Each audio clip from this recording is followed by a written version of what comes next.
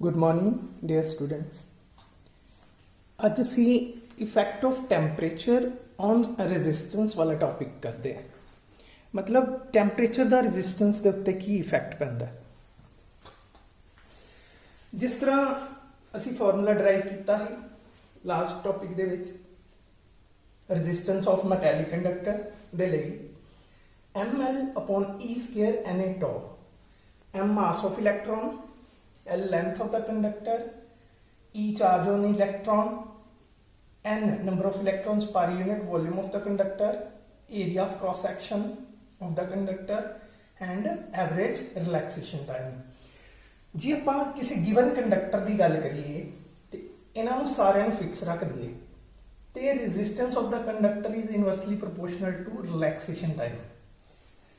ਜਦੋਂ metallic conductor ਦਾ temperature raise ਕੀਤਾ ਜਾਏਗਾ ਤੇ ਉਹਦੇ ਜਿਹੜੇ ਆਇਨਸ ਜਾਂ ਐਟਮਸ ਹੁੰਦੇ ਆ ਉਹ ਗ੍ਰੇਟਰ ਐਂਪਲੀਟਿਊਡ ਦੇ ਨਾਲ ਵਾਈਬ੍ਰੇਟ ਕਰਨਾ ਸ਼ੁਰੂ ਕਰ ਜਾਂਦੇ ਆ ਆਪਣੀ ਮੇਨ ਪੋਜੀਸ਼ਨ ਦੇ ਅਬਾਊਟ। ਠੀਕ ਹੈ, ਜਿਹਦੇ ਕਰਕੇ ਡ੍ਰਿਫਟਿੰਗ ਦੇ ਦੌਰਾਨ ਜਿਹੜੇ ਫ੍ਰੀ ਇਲੈਕਟ੍ਰੋਨਸ ਹੁੰਦੇ ਆ ਜਦੋਂ ਡ੍ਰਿਫਟ ਕਰਦੇ ਆ ਪੋਜ਼ਿਟਿਵ ਐਂਡ ਵਾਲੇ ਪਾਸੇ ਤੇ ਉਹਨਾਂ ਦੀ ਡ੍ਰਿਫਟਿੰਗ ਦੇ ਦੌਰਾਨ ਉਹਨਾਂ ਦੇ ਜਿਹੜੇ ਆਇਨਸ ਜਾਂ ਐਟਮਸ ਦੇ ਨਾਲ ਕੋਲੀਜ਼ਨ ਹੋਣਗੇ ਬਹੁਤ ਜ਼ਿਆਦਾ ਤੇਜ਼ ਹੋ ਜਾਣਗੇ, ਬਹੁਤ ਫ੍ਰੀਕੁਐਂਟ ਕੋਲੀਜ਼ਨ ਹੋਣਗੇ। ਜੇਕਰ ਕੋਲੀਜ਼ਨ ਬਹੁਤ ਤੇਜ਼ੀ ਨਾਲ ਹੋ ਰਿਹਾ ਤੇ ਦੋ ਕੋਲੀਜ਼ਨਸ ਦੇ ਵਿਚਕਾਰ ਦਾ ਟਾਈਮ ਬਹੁਤ ਘਟ ਜਾਏਗਾ।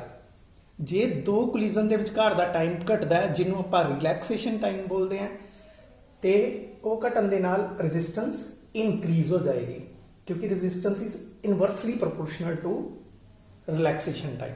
Clear? It means temperature increase ਕਰਨ ਦੇ ਨਾਲ ਆਇਨਸ ਦੀ ਵਾਈਬ੍ਰੇਸ਼ਨ ਦਾ ਐਂਪਲੀਟਿਊਡ ਇਨਕਰੀਜ਼ ਕਰ ਜਾਂਦਾ ਹੈ।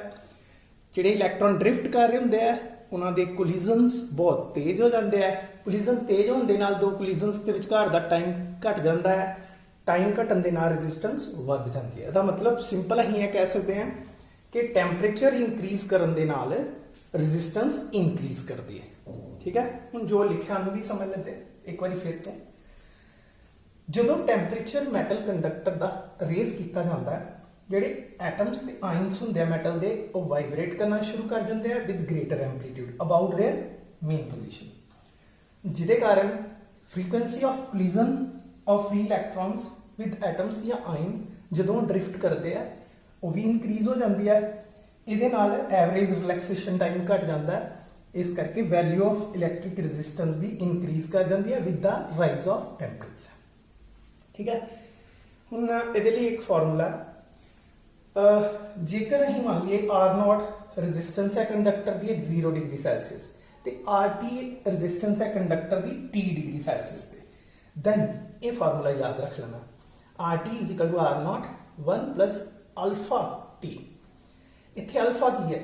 ਜੇ ਤੁਸੀਂ ਇਹਨੂੰ ਖੋਲੋਗੇ ਬ੍ਰੈਕਟ ਨੂੰ ਤੇ R0 ਉਧਰ ਚਲ ਜਾਏਗਾ, ਇਹ ਬਣੇਗਾ ਅਲਫਾ = RT - R0 × T। ਇਹ ਅਲਫਾ ਨੂੰ ਅਸੀਂ ਬੋਲਦੇ ਹਾਂ ਟੈਂਪਰੇਚਰ ਕੋਐਫੀਸ਼ੀਐਂਟ ਆਫ ਰੈਜ਼ਿਸਟੈਂਸ ਤੇ ਇਹਨੂੰ ਡਿਫਾਈਨ ਇਸ ਤਰ੍ਹਾਂ ਕਰਦੇ ਹਾਂ। ਦੇਖੋ ਦਾ ਇਨਕਰੀਜ਼ ਇਨ ਰੈਜ਼ਿਸਟੈਂਸ ਪਹਿਲੇ 0 ਡਿਗਰੀ ਤੇ ਹੈ ਫਿਰ ਇਹਨੇ T ਡਿਗਰੀ ਸੈਲਸੀਅਸ ਦੇ ਉੱਤੇ ਆਨੇ ਆ। ਇਹ ਇਨਕਰੀਜ਼ ਇਨ ਰੈਜ਼ਿਸਟੈਂਸ ਹੋ ਗਈ ਟੈਂਪਰੇਚਰ ਵਧਾਉਣ ਦੇ ਨਾਲ। The increase in resistance per unit original resistance per degree Celsius rise of temperature. ਠੀਕ ਹੈ, ਇਹ ਦੁਬਾਰਾ it is defined as increase in resistance per unit original resistance per degree rise of temperature। ठीक है, ਹੁਣ ਅਸੀਂ ਕਰਦੇ ਹਾਂ effect of temperature on resistivity. ਪਹਿਲੇ ਇਹਨੂੰ ਲਾਸਟ ਲਾਈਨ ਨੂੰ ਇੱਕ ਵਾਰੀ ਦੁਬਾਰਾ ਲਿਖ ਲਓ ਕਿਉਂਕਿ ਉਹ ਸ਼ਾਇਦ ਮਿਸ ਹੋ ਗਈ। Effect of temperature on resistivity ਵੀ ਸੇਮ ਹੀ ਰਹੇਗਾ। ਦੇਖੋ ਤੁਸੀਂ ਦੇਖ ਹੀ ਰਹੇ ਹੋ ਪਿੱਛੇ ਜਿਸ ਤਰ੍ਹਾਂ ਆਪਾਂ ਕੀਤਾ rho = m/e² n tau, that is for the given conductor rho is inversely proportional to tau। ਬਾਕੀ ਥਿਊਰੀ ਸੇਮ ਹੀ ਰਹੇਗੀ, ਬਸ ਜਿੱਥੇ ਰੈਜ਼ਿਸਟੈਂਸ ਲਿਖਿਆ ਸੀ ਉੱਥੇ ਆਪਾਂ ਰੈਜ਼ਿਸਟਿਵਿਟੀ ਲਿਖ ਦਿੱਤਾ, ਜਿੱਥੇ R ਲਿਖਿਆ ਸੀ ਉੱਥੇ rho ਲਿਖ ਦਿੱਤਾ। ਠੀਕ ਹੈ, ਬਾਕੀ ਆਰਟੀਕਲ ਸਾਰੇ ਦਾ ਸਾਰਾ ਸੇਮ ਹੀ ਹੈ ਪਰ ਤੁਸੀਂ ਇਹਨੂੰ ਫਿਰ ਤੋਂ ਉਤਾਰੋਗੇ। ਸੇਮ ਹੀ ਹੈ ਬਟ ਫਿਰ ਵੀ ਉਤਾਰਨਾ ਹੈ ਕਿਉਂਕਿ ਪੇਪਰ ਦੇ ਵਿੱਚ ਕਦੀ ਰੈਜ਼ਿਸਟੈਂਸ ਦਾ ਇਫੈਕਟ ਆਫ ਟੈਂਪਰੇਚਰ ਵੀ ਪੁੱਛ ਲੈਂਦੇ, ਕਦੀ ਰੈਜ਼ਿਸਟਿਵਿਟੀ ਦਾ ਵੀ ਪੁੱਛ ਲੈਂਦੇ। ਇਸ ਕਰਕੇ ਤੁਸੀਂ ਦੋਨੋਂ ਹੀ ਨੋਟ ਕਰ ਲਓ। ਇਸ ਤੋਂ ਬਾਅਦ ਮੈਂ ਇੱਕ ਹੋਰ ਫਾਰਮੂਲਾ ਤੁਹਾਨੂੰ ਡਿਰਾਈਵ ਕਰਵਾ ਦਿੰਦਾ ਹੈ, ਤੁਸੀਂ ਇਹਨੂੰ ਪੌਜ਼ ਕਰੋ ਤੇ ਨੋਟ ਕਰੋ। थोड़ा टैंपरेचर कोफिशिएंट बारे होर समझते हैं। ये थोड़ा दिमाग लगा के समझना। पहली गल तो यूनिट अल्फा दे आएंगे कैल्विन इनवर्स, ठीक है। SI यूनिट कैल्विन इनवर्स है, अदरवाइज डिग्री सेल्सियस इनवर्स भी आ जाता है। मैटल के लिए अल्फा पॉजिटिव होंगे, मैटल्स के लिए, मैटैलिक कंडक्टर्स के लिए। ਇਹਦਾ मतलब अल्फा का पॉजिटिव होने का मतलब रेजिस्टेंस इंक्रीज करती है मैटल कंडक्टर की with the rise of temperature, जिदा ही हुणे समझिया पिछे। सैमी कंडक्टर के लिए या इंसुलेटर्स के लिए अल्फा नैगेटिव होंगे। इट मीनस कि रेजिस्टेंस डिक्रीज कर जाती है टैंपरेचर बढ़ाने नाल। ये क्यों इस तरह होंगे कि सैमी कंडक्टर की घटती है, मैटैलिक कंडक्टर की वधदी है टैंपरेचर बढ़ाने के नाल रेजिस्टेंस। ये 9th यूनिट के कंप्लीट अहीं स्टडी करांगे। अज साडा मेन मकसद इस यूनिट के सिर्फ मैटैलिक कंडक्टर के उत्ते फोकस करना। अल्फा जे टैंपरेचर कोफिशिएंट होए 0 डिग्री सैल्सियस ते दा खास ख्याल रखना। 0 डिग्री सैल्सियस के उत्ते जे तुहानूं टैंपरेचर कोफिशिएंट ऑब्जेक्टिव या न्यूमैरिकल्स क्वेश्चनस दे विच दिता होए ते फिर R1 ते R2 रजिस्टेंसेस है, T1 T2 टैंपरेचर ते फिर आप R1 इस तरह लिख सकते हैं जिदा हमने इसी फार्मूला डराइव किया ही। R1 is equal to R0 1 plus alpha T1 ते R2 नूं आप इस तरह लिख सकते हैं R2 1 प्लस अल्फा T2। याद रखो अल्फा इत्थे 0 डिग्री सैल्सियस के उत्ते टैंपरेचर कोफिशिएंट की वैल्यू है, ठीक है। इन्हां दोनों नूं डिवाइड कर दो, ठीक, क्रॉस मल्टीप्लाई। इन्हों जो तुम सॉल्व करोगे तो तुहाडे कोल अल्फा की वैल्यू आएगी R2 minus R1 R1 T2 minus R2 T1, ठीक है। पर याद रखना है फिर मैं कह रहा अल्फा 0 डिग्री सैल्सियस से है।